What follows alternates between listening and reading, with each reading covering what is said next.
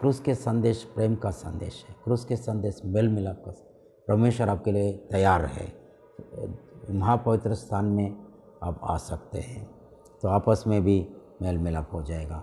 ये 3 चीज़ को बताएं। और आगे क्रूस के संदेश एक प्रेम का संदेश है।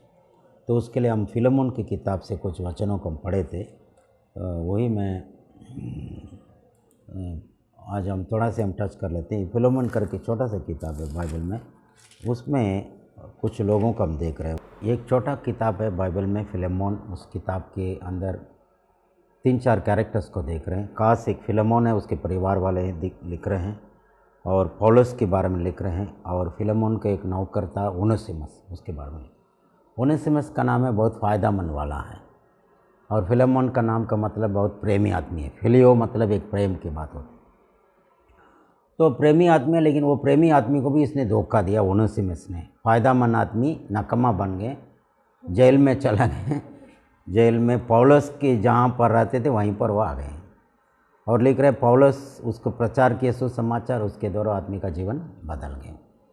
तो ये छोटा किताब से परमेश्वर का प्रेम को हम देख पा रहे हैं कि कैसे फिलेमोन उसको प्रेम करेगा।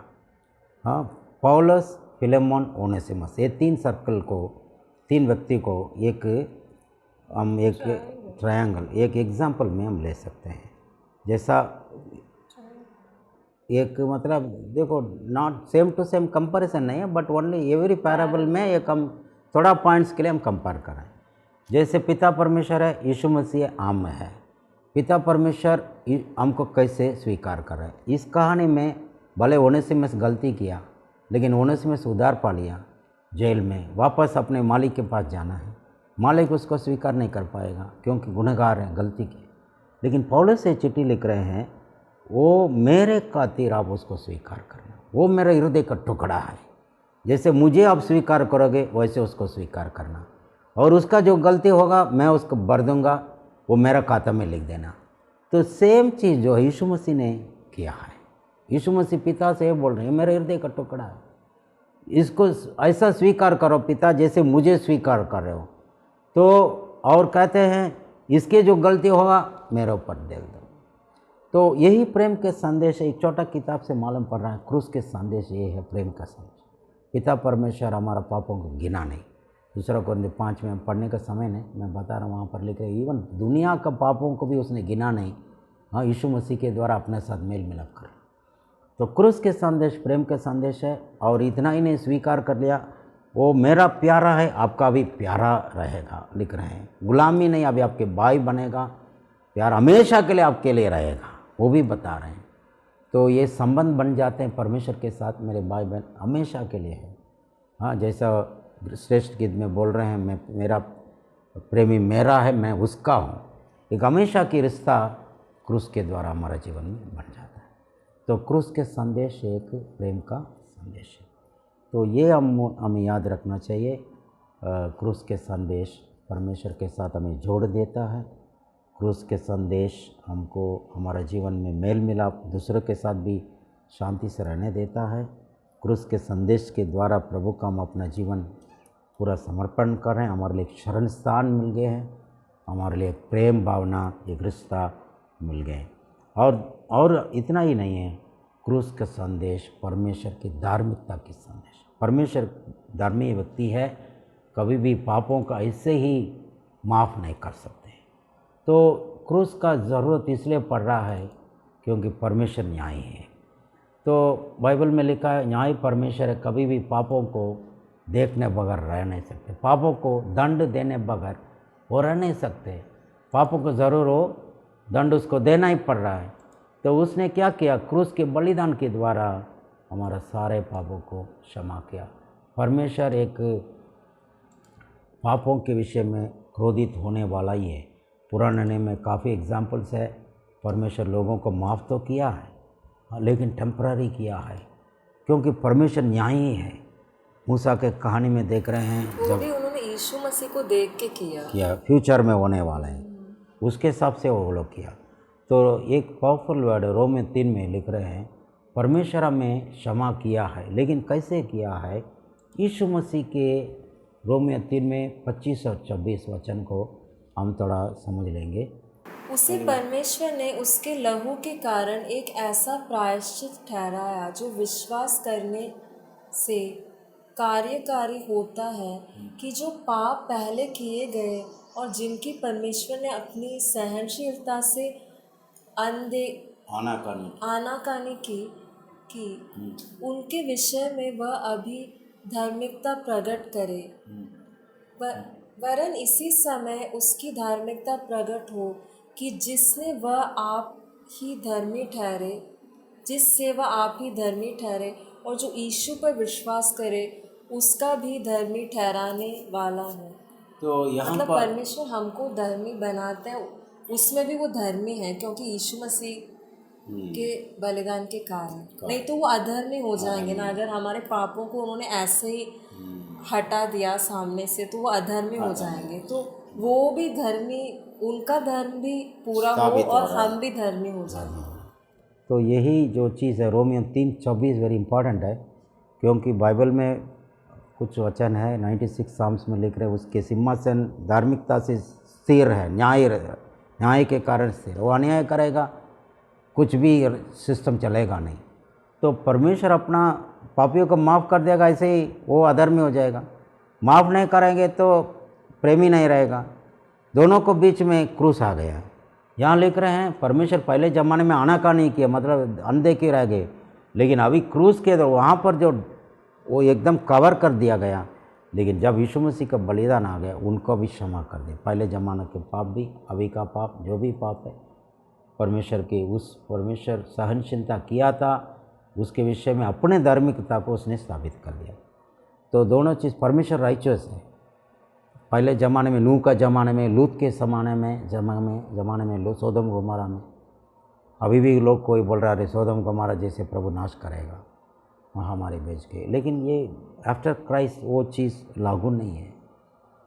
अभी कृपा की युग है। जो भी शरण स्थान लेंगे उनके लिए हम ये नहीं बोल सकते सोदम गमोरा का दंड आपके ऊपर आएगा, नूह के बाढ़ आएगा। बाढ़ तो आएगा ही नहीं, बाइबल को लिखा हुआ है, बाढ़ तो आएगा ही नहीं। आएगा तो अग्नि से आएगा, वो भी बाद में।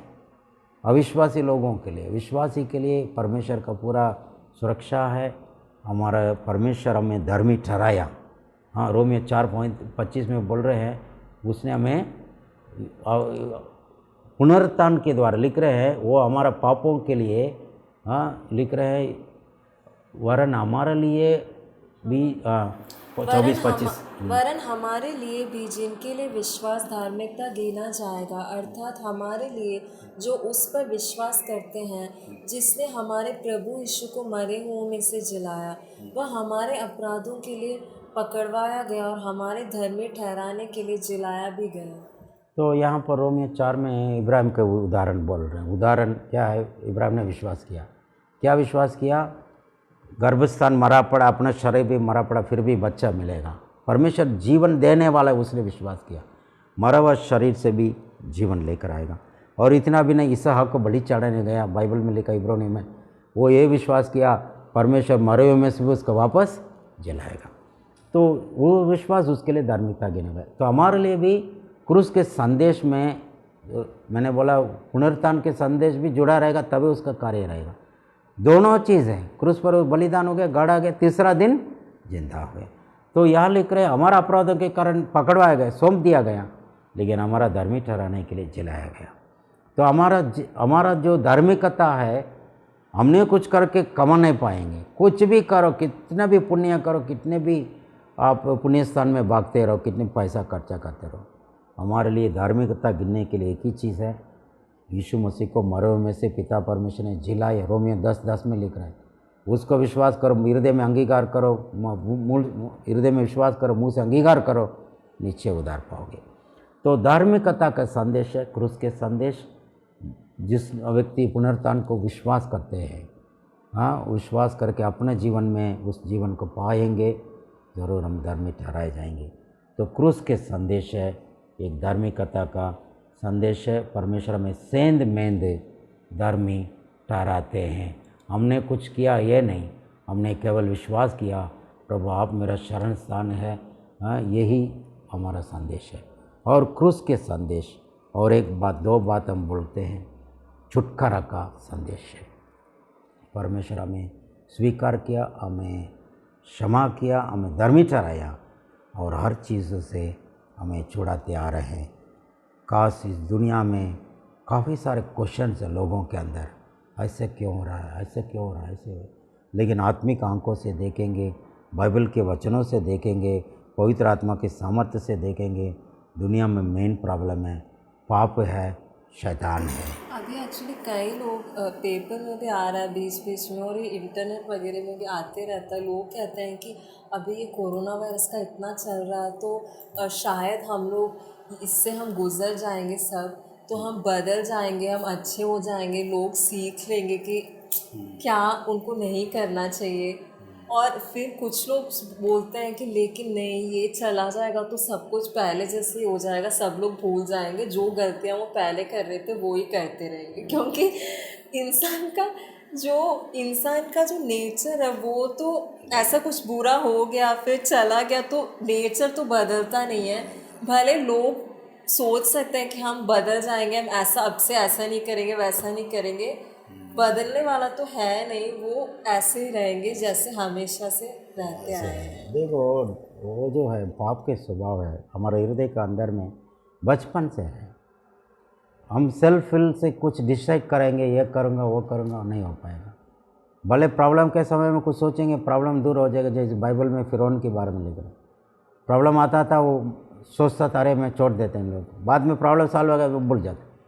तो इसलिए परमेश्वर हमें इस क्रूस के संदेश के द्वारा केवल हमें धर्मी ठहरा के छोड़ दिया इतना ही नहीं, हमको स्वीकार कर दिया इतना ही नहीं, हमको पाप के पावर से छुड़ा रहे हैं।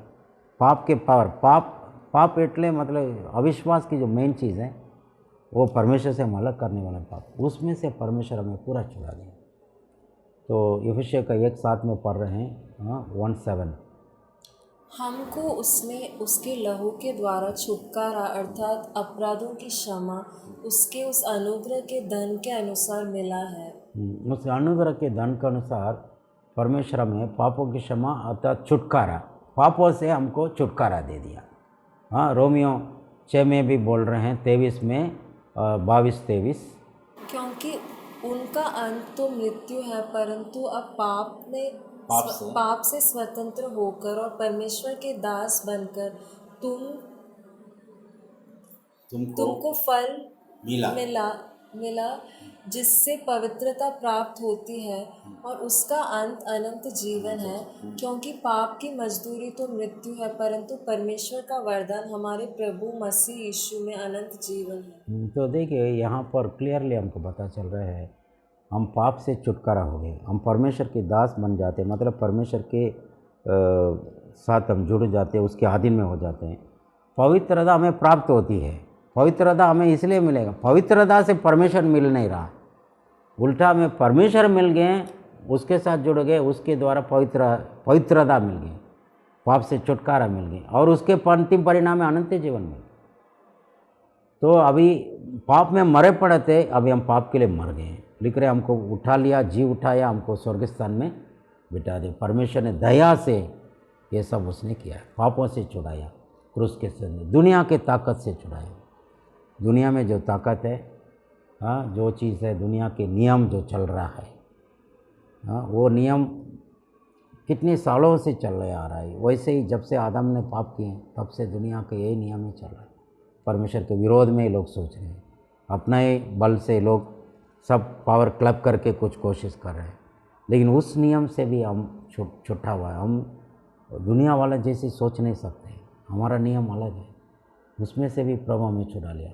और काश हमें परमेश्वर ने दुष्ट शैतान से पूरा हमें छुड़ा लिया। तो ये सब चीज़ हमें याद रखना चाहिए। क्रूस के संदेश हमें पूरा छुटकारा देता है। तो क्रूस के संदेश है हमें शैतान की ताकत से हमें छुड़ाता है। शैतान को हमारे ऊपर कैसे अधिकार आया? क्योंकि हमारे ऊपर परमेश्वर का नियम के द्वारा जो श्राप कार्य कर रहा था, वही कोलोसी 2 में 14-15 दोनों को मिल के पढ़ेंगे, अच्छी तरह समझ में आ जाएगा। वहाँ लिख रहे हैं, विधियों का जो लेख जो हमारा नाम पर और हमारा विरोध में था मिटा डाला और उसको क्रूस पर किलों से जड़कर सामने से हटा दिया, और उसने प्रधानताओं और अधिकारों को अपने ऊपर से उतार कर उनका कुल्लम कुल्ला तमाशा बनाया और क्रूस के कारण उन पर जय जयकार की ध्वनि सुनाई। तो ये दो वचन बहुत पावरफुल वर्ड है। यहाँ लिख रहे शैतान हमारा ऊपर अधिकार जताया, क्योंकि हमारा ऊपर श्राप परमेश्वर का, हम परमेश्वर से हम अलग हो गए थे, पाप हमको परमेश्वर से दूर कर दिए थे। तो यहाँ लिख रहे विधियों का लेख हमारा नाम पर थे, हमारा नाम पर वो दंड का आज्ञा पड़ा हुआ था। ड्यूट्रॉनमी 27:28 में 76 कर्सेस है, ब्लेसिंग्स ओनली 14 लिखा होगा ड्यूट्रॉनमी 28 में। तो 76 कर्सेस ये करने से ये करके बहुत बड़ी लंबी लिस्ट है। कुछ लोग कर्सेस को ज़्यादा मेमोराइज करके रखेंगे, आशीष को नहीं देखेंगे। एक्चुअली वो कर्सेस को भी हम पढ़ के ये समझ सकते हैं कि हमारे लिए क्या नहीं है, वो नहीं है, मतलब अगर वो कर्सेस को हम पढ़ के उसमें से कुछ हमारे जीवन में है तो हम कह सकते हैं कि ये यीशु मसीह ने श्राप को ले लिया, मेरे लिए वो श्राप बन गए, तो मुझे परेशान होने की ज़रूरत नहीं है। वो श्राप जो है विधियों का लेख है। विधियों को मांग को यीशु मसीह ने क्रूस पर पूरा कर दिए। विधियों का रिक्वायरमेंट जो है हमारा ऊपर उसके अधिकार है आए नहीं, इसलिए शैतान को भी अधिकार नहीं। उसने प्रधान तो अधिकार है, तो वो दोनों चीज़ को जोड़ के बता रहे। प्रधान तो अधिकार ऊपर से उतारा, मतलब उनको सीट से हटा दिया उसको, तुमका भी अधिकार नहीं, जज का सीट तुम नहीं ले पाएंगे, तुम ही खुद गुनहगार हो, तुम क्या जज बन गए। उसको अपना कुर्सी से हटा करके उसके ऊपर कुल्लम कुल्ला तमाशा बनाए, मतलब जयवंत की प्रोसेशन में जैसे रोमियो का ये होते हैं, जो लोग हार जाते हैं युद्ध में उसको लेकर के बंदी बना के उनको घुमाते हैं दिखाने के लिए। भाई जैसे बड़े क्रूस पर यीशु टांगा लग रहा है, लेकिन शैतान का ही तमाशा हो रहा है, उसके अधिकार निकल गए हैं। तो यीशु मसीह ने उसको पूरा विजय प्राप्त किए। शैतान के कामों को नाश करने आए हैं, श्राप को तोड़ने आए हैं, और मृत्यु का डर से इब्रानियों 2 में लिख रहे हैं, इसलिए जबकि उसके मांस जबकि इब्रानियों 2:14-15 इसलिए जबकि लड़के मांस और लोगों की भागी हैं, तो वह आप भी उनके समान उनका सहभागी हो गया, ताकि मृत्यु के द्वारा उसे जिसे मृत्यु पर शक्ति मिली थी, अर्थात शैतान को निकम्मा कर दे, और जितने मृत्यु के भय के मारे जीवन भर दासत्व में फंसे हैं उन्हें छुड़ा ले। देखिए 2 चीज़ शैतान के पास हथियार है। अभी भी जो लोग डरे पड़े हैं, डरे हुए, क्योंकि मर जाएंगे, मेन चीज़ उसके अंदर मर जाएंगे। बहुत सारे डर एक्चुअली ज़िंदगी में उस डर से पैदा होता है, ऐसा लगता है मर जाएंगे। लेकिन एक मसीही जीवन में हमको मृत्यु, ठीक है मृत्यु तो आएगा एक दिन, लेकिन मृत्यु हमारे लिए अंत नहीं है, हमारे लिए नई शुरुआत है। चेंज ऑफ एड्रेस, बिली ग्राम बोलता था कि जब मैं मर जाऊंगा मत बोलो मर गया, आप लिखना बिली ग्राम का एड्रेस चेंज हो गया दूसरा जगह में चला गया। तो हमारा मृत्यु का डर बिल्कुल नहीं होना चाहिए, क्योंकि हमारे लिए यीशु मसीह ने शैतान को निकम्मा कर दिया। मृत्यु का उसके शैतान के पास अभी ऐसा भी नहीं सोचने का शैतान मुझे मार डाल देगा, मृत्यु का चाबी उसके पास नहीं, वो भी यीशु मसीह के पास है। और दोषित लगाने वाले शैतान का दूसरा काम वो भी नहीं है, क्योंकि नियम का मांग को परमेश्वर ने पूरा कर दें, हमारे ऊपर दोष लगाने का उसका अधिकार नहीं है। हमको मृत्यु का डर देने का भी उसका अधिकार नहीं है। श्राप हमारे ऊपर नहीं है, गलतियाँ 3:13 में पढ़ सकते हैं। मसीह ने जो हमारे लिए श्रापित बना हमें मोल लेकर व्यवस्था के श्राप से छुड़ाया, क्योंकि लिखा है जो कोई काठ पर लटकाया जाता है वह श्रापित है। यह इसलिए हुआ कि इब्राहिम की आशीष मसीह यीशु में अन्य जातियों तक पहुँचे और हम विश्वास के द्वारा उस आत्मा को प्राप्त करें जिसकी प्रतिज्ञा हुई है। देखिए वहाँ पर कर्स जो है, जैसे यीशु मसीह के सर पर कांटों का मुकुट रखा है, क्या दर्शाता है? आदम को परमेश्वर बोला था कांटा आएगा ज़मीन से, तो कांटा का मुकुट और टांगा गया। बाइबल में लिखा है जो आदमी कांट में टांगा श्रापित है, उसके ज़मीन पर भी पाँव नहीं लगेगा। ऐसे अवस्था में यीशु मसीह क्यों आया है?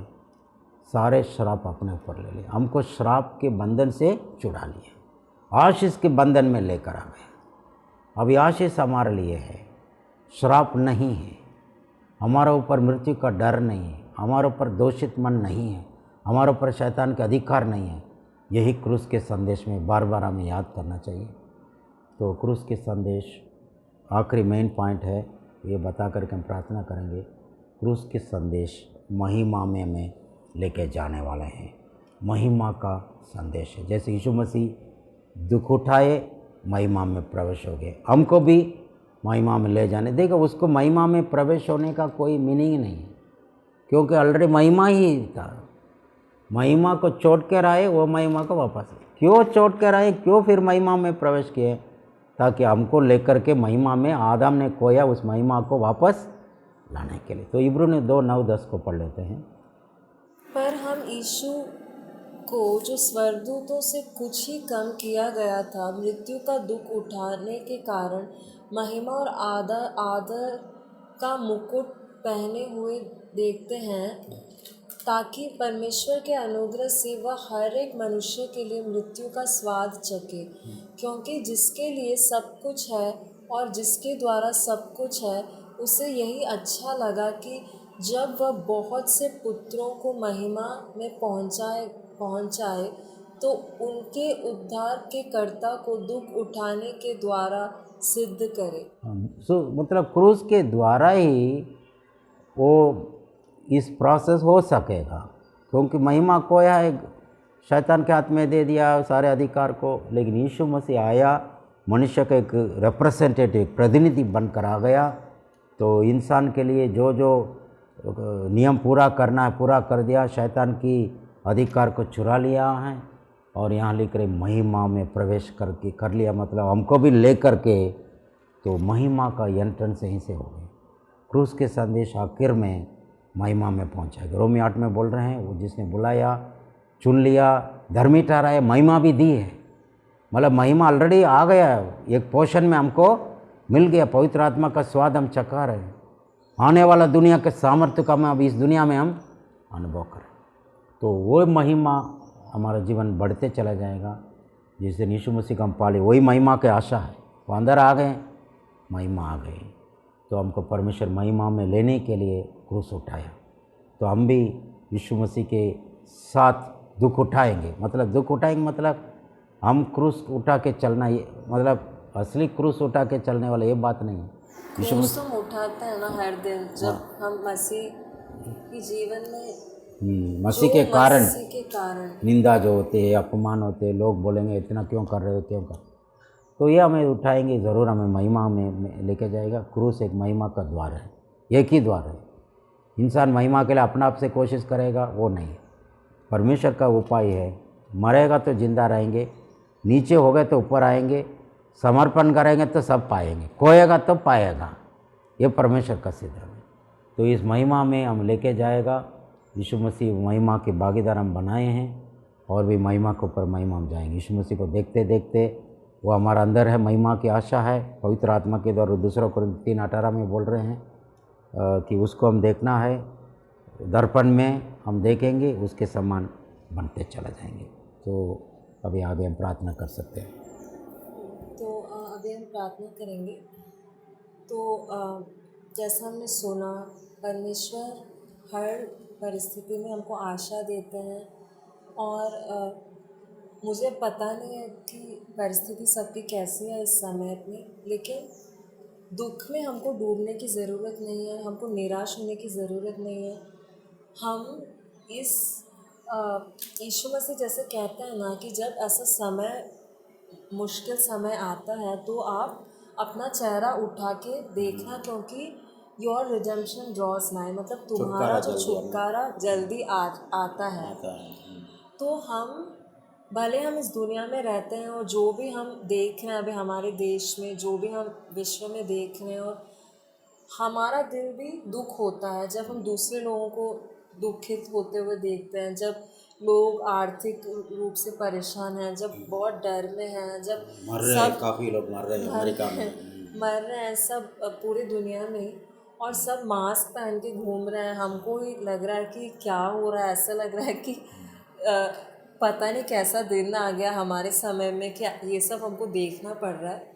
लेकिन हम स्वर्गीय निवासी हैं। और हम इस बात में हम बहुत खुश हो सकते हैं कि हमको पता है कि कई सारे साइंस हैं, कई सारे चिन्ह हम देख रहे हैं रोज़, जिससे हमको पता चल रहा है कि यीशु मसीह जल्दी आ रहे हैं, बहुत जल्दी उनका आगमन होने को है। और हमको तैयार रहना है। हमको अपना लंगर, हमारा लंगर जो है स्वर्ग में है। हमको ज़्यादा अगर हम न्यूज़ देखते रहेंगे, जो यहाँ की बातों को हम अगर ज़्यादा देखते रहेंगे, तो निराश होगा। हमारे अंदर भी बहुत हम निराश हो जाएंगे कि कब ऐसा दुनिया कैसा होगा हमारे बच्चों के लिए, हमारे लिए सब कैसा होगा, इस दुनिया में हम कैसे जी पाएंगे। तो न्यूज़ थोड़ा सा ही हमको देखना, ज़्यादा हमको हर डिटेल में हम आप जान के भी कुछ आप कर नहीं सकते हैं। हम परमेश्वर से हमको प्रार्थना करना है कि परमेश्वर जल्दी इस जो परिस्थिति है उसको बदलेंगे, जल्दी वैक्सीन मिलेगा, जल्दी इसका अंत, इस प्रॉब्लम का अंत होगा। हम अभी प्रार्थना करेंगे। स्वर्गीय पिता, हम धन्यवाद देते हैं जो भी वचन प्रभु जी इस समय में, थोड़े समय में बोलने के लिए आपने मौका दिया प्रभु जी। ये वचन हमारा जीवन का सोता है प्रभु। आपने हमारा जवानीपन से ये वचन हमारा मन में डाले हैं, इस वचन हमारा जीवन में काम किए हैं। काफ़ी सालों से हम इस वचनों का सामर्थ्य का अनुभव किए हैं। आज जो भी भाई बहन बच्चे लोग इस वचनों को सुने हैं, उनके जीवन में वचन कार्य करें, छुटकारा को पाएँ, पापों से छुटकारा, मृत्यु के डर से छुटकारा, श्रापों से छुटकारा पाए, आपके साथ मेल मिलाप हो जाएं, आपके पास शरण स्थान में आ जाएं, आपके प्रेम के छाया में आ जाएं, आपके चंगाई को पाएं। अपना अपना लंगर आपके ऊपर डालें, जो आप चंगाई का सोता है, जीवन का सोता है, आपके ऊपर अपना लंगर डालने के लिए मदद कीजिए। जो भी इस बीमारी में पीड़ित लोगों को चंगाई कीजिए, और लोग भी इस बीमारी के डर के मारे पड़े हुए उनको भी आशा दीजिए प्रभु जी। आपके वचन के द्वारा आज बड़ी आशा सबके मन में आज प्रवेश हो जाए प्रभु जी। हमारे देश की परिस्थिति को बदल दीजिए प्रभु जी, हर देश की परिस्थिति को बदल दीजिए। इसके लिए वैक्सीन बन जाएं जल्दी से। साइंटिस्ट लोगों को प्रभु जी इसके लिए ज्ञान बुद्धि दीजिए। डॉक्टर्स लोग काश जो इसके पीछे काम कर रहे हैं उनको समझाए, उनको प्रभु जी सुरक्षित रखिए। जो नेता लोग जो निर्णय ले रहे हैं वो लोगों को अच्छा सही निर्णय ले लें प्रभु जी, गलत निर्णय ना लें जिसके कारण लोगों के जीवन में प्रॉब्लम हो जाए प्रभु जी। आप जल्दी से जल्दी इसका अंत करने के लिए हम प्रार्थना करते हैं। आपका दया प्रभु जी यीशु मसीह के कारण हमारे ऊपर दिखाने के लिए जल्दी से इसका प्रभु जी अंत होने के लिए हम प्रार्थना करते हैं। जल्दी आप आने वाले हैं, आपके आगमन के लिए हमको तैयार कीजिए। जितने भी लोग इसमें शामिल हुए, इसको देखे हैं, उन लोग सबको विश्वास की आत्मा से, हिम्मत से भर दीजिए, ताकि आने वाले समय में जो भी संकट है हमारा सामने, इसमें से हम पार होकर प्रभु जी आपके काम हम कर पाएंगे। एक एक काम आपके हाथों में देते हैं। समय के लिए हम आपका धन्यवाद करते हैं। यीशु मसीह के नाम से मांगता हूँ पिता, आमीन।